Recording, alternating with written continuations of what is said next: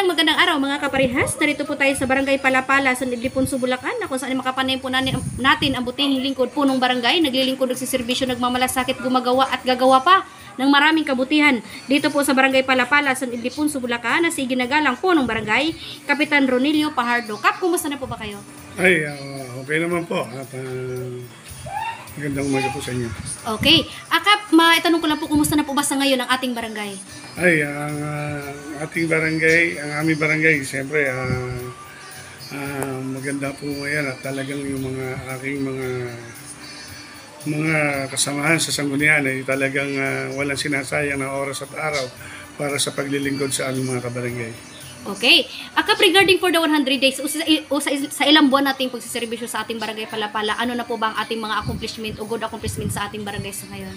Ay, tulad nga ng mga nasabi ko na walang sinasayang na oras o araw ang aking mga kasama sa sanggunian na talagang mula nung kami ay naupo ay talagang nagsimula na naman yung mga pangunahing gawain para sa mga aming mga kabarangay.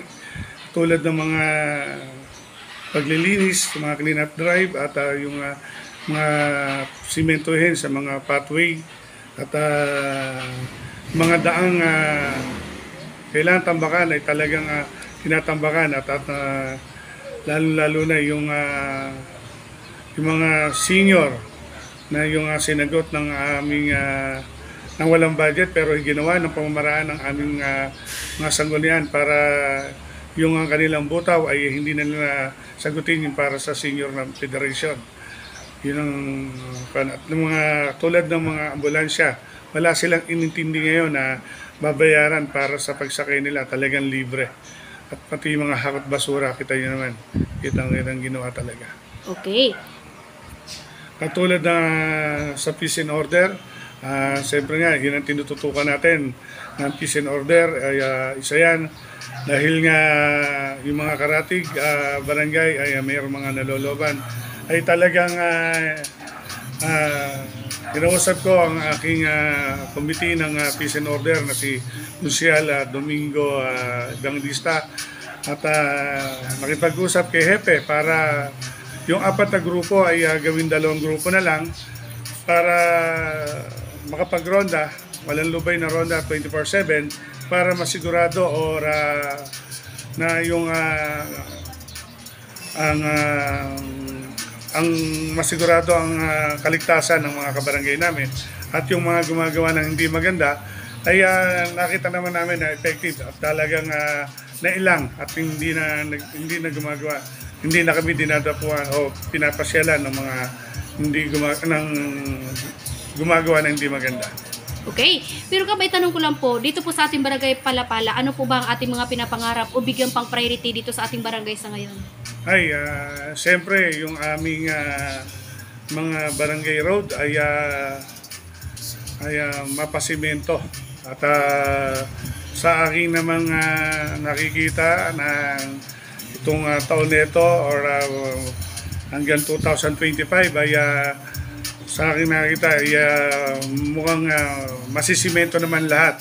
At siyempre, isa pang kwan doon ay ang street light na talagang malagyan lahat ang bawat sulok at lahat ng PD road at kalsada ng aming barangay ng mas maliwanag at para yung mga gagawa ng hindi maganda ay talagang malangan dito sa aming barangay. Okay. So, mensahe na lang, Kap, sa ating mga minamahal na mga kabarangay o panawagan nyo po, lalo na po sa inyong mga batas na pinapatupad dito sa ating barangay po. Ay, mensahe ko lang sa aking mga kabarangay, sumunod lang po tayo sa anumang pinatutupad ng batas dito sa ating barangay.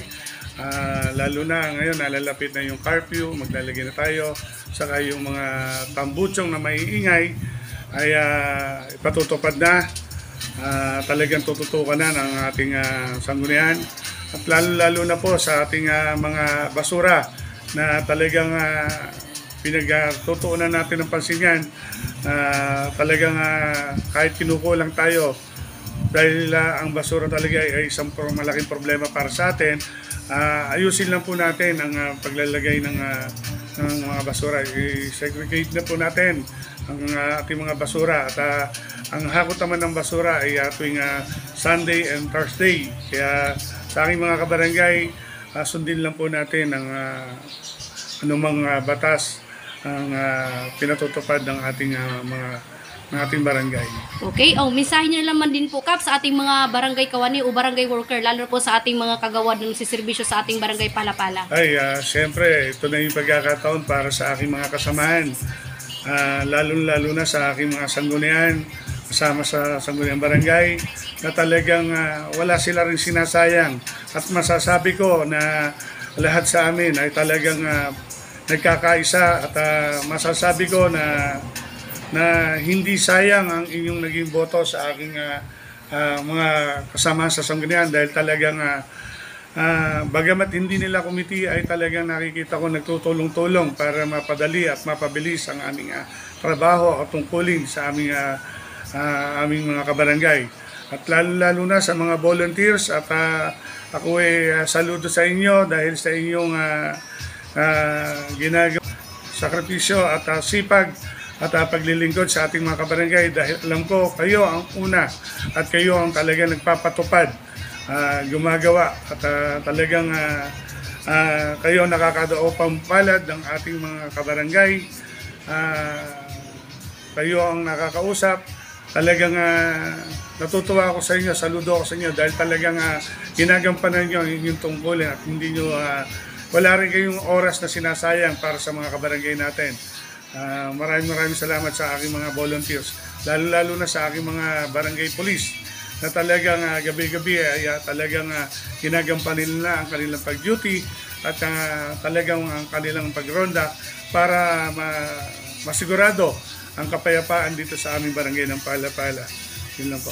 Okay, yan po ang pinakamagandang mensahe ng ating butihing lingkod punong barangay dito po sa barangay Palapala sa Ildefonso, Bulacan, na ayon po kay Kapa pagkakaisa at sumunod sa mga batas na mga pinaputupad dito sa ating barangay Palapala. Okay po, magandang araw po mga parihas. Nakapanayin po natin ngayon ang butihing lingkod punong barangay, Kapitan Ronilio Pajardo. Okay po, mula po dito sa barangay Palapala sa Ildefonso, Bulacan, Lay Castro po ng Parehas News. Ingat-ingat po kay Kap in your family. God bless us all. Mabuhay po kay Kap hanggat gusto ninyo. Ayan.